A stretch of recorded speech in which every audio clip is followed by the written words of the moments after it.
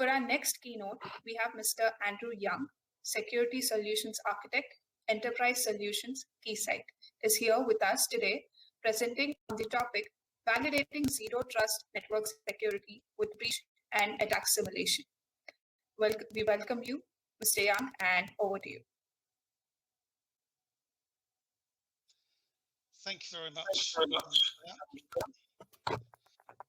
Let me just share my screen for you.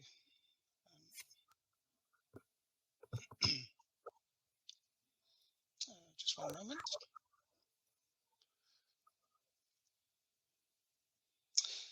Okay. Good afternoon, everybody. As you can see, we're going to be talking today in this session about validating zero trust network security with breach and attack simulation. So, firstly, what is zero trust? Well, zero trust has been around quite a while, since 2010.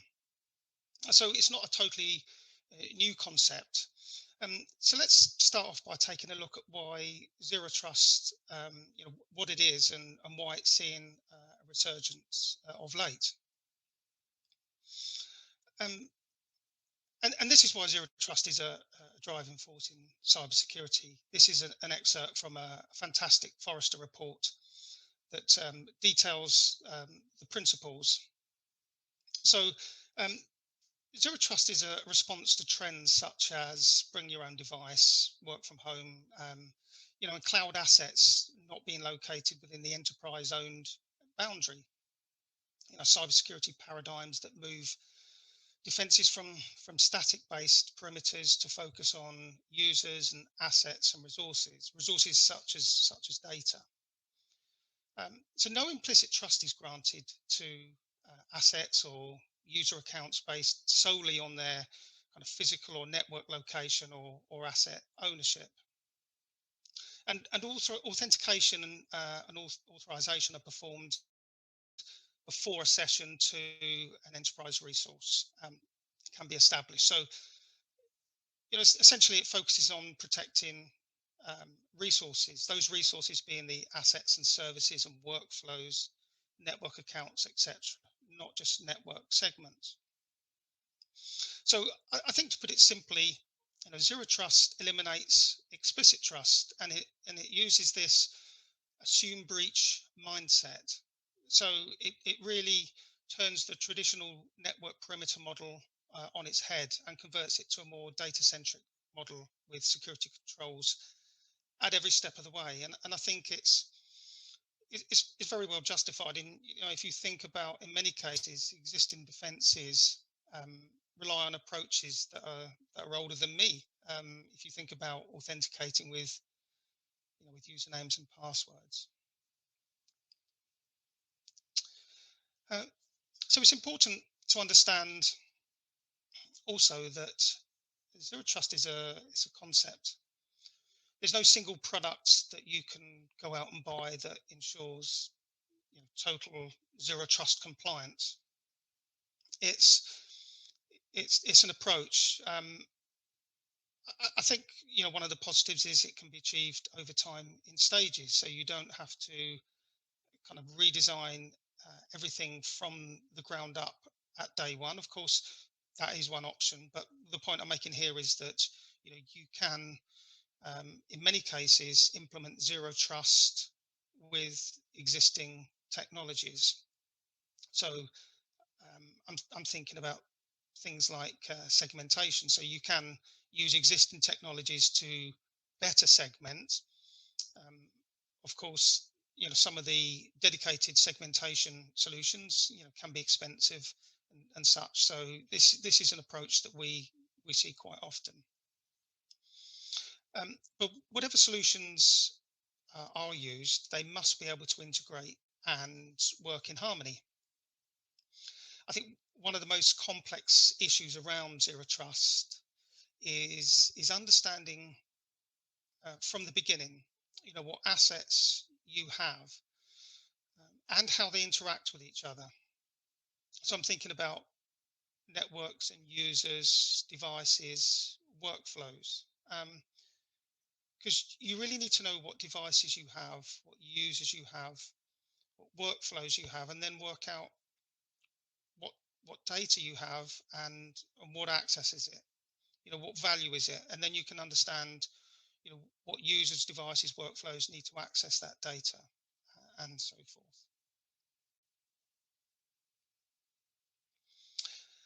So let's break down Zero Trust into the various different components. So network, well, we've seen some famous breaches in the past that have happened because of a lack of segmentation.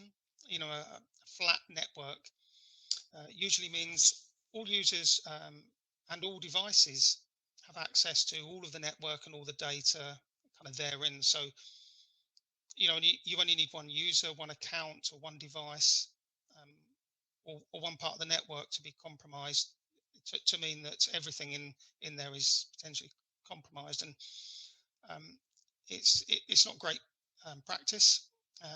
And the better you can segment, the better isolation and control you have. Data, well, not all data was born equal. I would say some data has more value than others, and where it does, it affords better security. So it's important to categorize and therefore appropriately handle accordingly that data. With the people, there is an approach with people that needs to be implemented, which is the least privilege approach. We assume that all users are untrusted, at least initially until they've been authenticated. And the workload, so interactions between a customer and your business involves networks, apps, back-end databases and such. And these workflows need to be assessed and secured. Devices, kind of like people, you need to isolate and control all devices accessing corporate resources.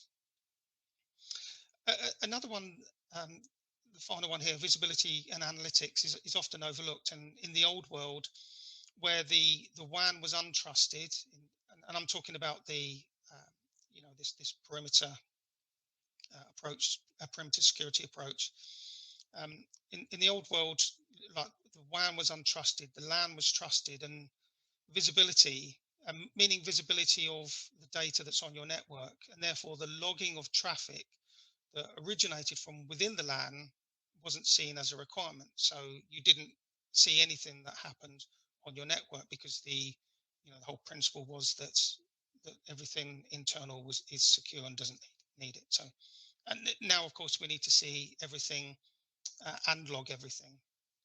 And of course, as we move to cloud-based services, this can be more complicated, shall we say.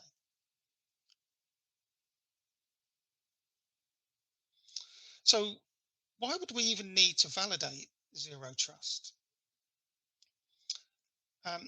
Well, we've relied on security controls for many years, and rightfully so. We, to this day, have never really solved the human element. And I'm talking about issues like misconfigurations. And this is going to be even more important with Zero Trust, because there is a lot more complexity and therefore configurations to to take care of. Now, if we look at the Verizon DBIR from 2020, that report showed that misconfigurations, it was the only issue that had risen steadily and by the largest number of places for the previous 5 years. It was the biggest climber from the previous year, and of course, misconfigurations aren't just the reserve of firewalls. We're talking about misconfigurations of cloud services or databases and such. It's not just firewalls, of course not. And it's also, to be clear, these vendors do a great job, but only if they're configured correctly. And of course, security controls, the configuration shouldn't be static either, really. Attackers are very agile, always looking for new attack vectors, and as new indicators of compromises are seen, security admins should be tweaking and changing security control configurations as appropriate. And as Gartner points out here, they did some research and concluded that it's not due to flaws, it's misconfigurations that's going to cause 99% of firewall breaches. So this is one reason why Keysight created Threat Simulator. Threat Simulator is a breach and attack simulation solution, and from a high level, breach and attack simulation gives customers the ability to validate their security posture, if you like, and look for misconfigurations and gaps and such. And it does that by allowing them to attack themselves, but of course in a very safe way, as we're going to find out. At Keysight, we leveraged our 16 plus years in security testing leadership to do this. And the principle of Threat Simulator is that users deploy lightweight standalone agents in their network and in various different segments or endpoints as well. Then they use a graphical interface to launch security audits, and they utilize agents external to their network. So you have agents on your network and agents external to your network. So in doing so, they can emulate real complex attack scenarios. So whether that's to emulate an advanced persistent threat group or a full kill chain starting with a phishing email and ending with the installation of a remote access Trojan and even lateral movement. All of these kind of complex things can be done, of course. And by running these real world malware and techniques, customers can quickly identify those misconfigurations and gaps.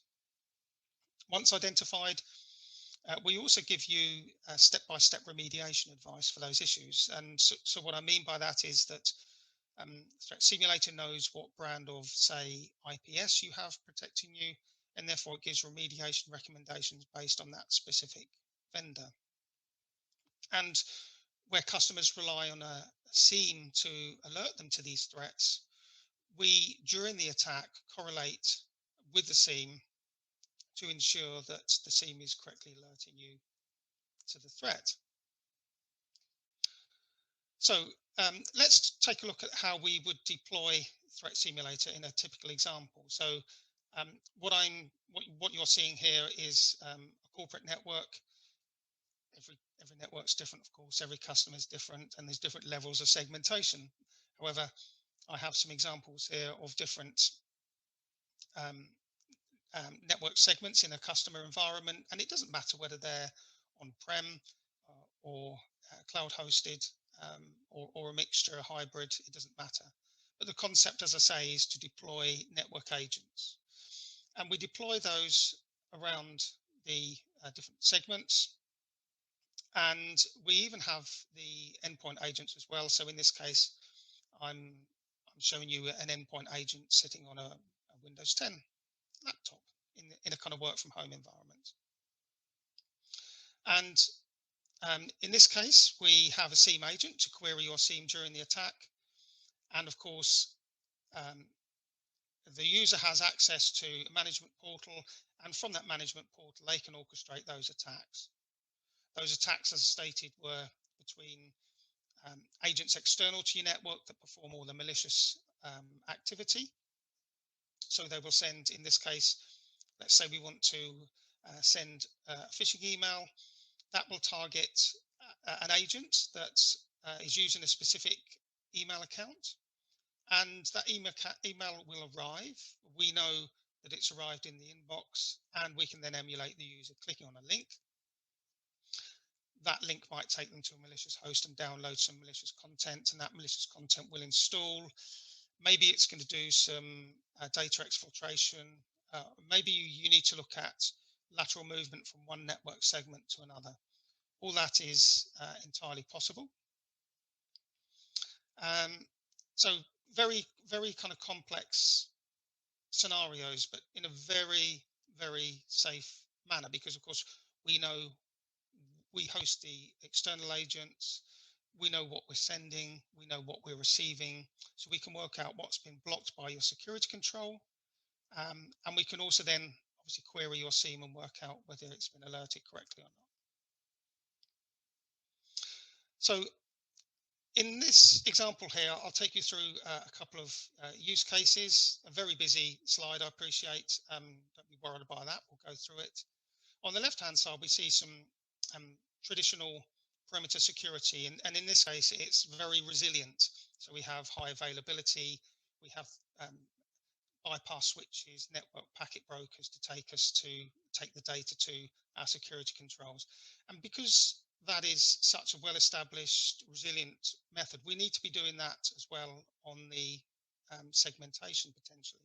So we've got some examples of segmentation here between different departments, and these are the kind of use cases that we can operate with. We can emulate cross-segment malicious communications. We can emulate tunneling of data. Maybe someone wants to exfiltrate using DNS. We can see how exploitable machines are. We can emulate your attacks against your endpoint security, your EDRs, and also that malicious activity timeline should be documented or logged on your SIEM. So they're all kind of some use cases there for you.